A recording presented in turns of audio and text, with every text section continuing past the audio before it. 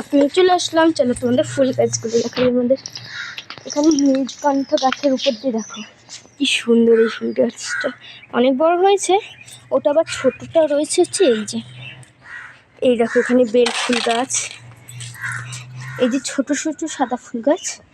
আর এই গাছটাকে তো তোমরা চেনে, আমি নামটা ভুলে গেছি।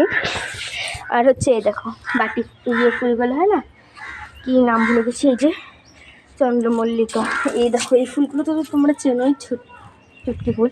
আর এটা পঞ্চমুখী জবা গাছ। আচ্ছা তোমাদের আরও ফুল গাছ দেখাচ্ছি।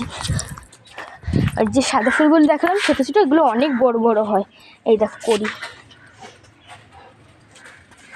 কোনটা দেখে বুঝতেই পারছো। আর এখানে একটা আকন্দ ফুল গাছ, ওই জবা গাছ ওখানে একটা আকন্দ ফুল গাছ ছিল। ওই যে শিউলি ফুল গাছ রয়েছে। এখানে আর একটা ফুল গাছ আছে, এই দেখো একটা কলকে ফুল গাছ।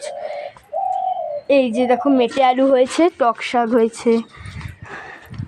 তোমাদের আরও ফুল দেখাচ্ছি, দেখো অনেক ফুল গাছ রয়েছে। এই যে আকন্দ ফুল গাছ, কলকে, আকন্দ, নীলকণ্ঠ, সাদাকণ্ঠ দুটোই রয়েছে। পঞ্চমুখী নীলকণ্ঠও আছে। আর এই যে তুলসী গাছের তো অভাব নেই। এই দেখো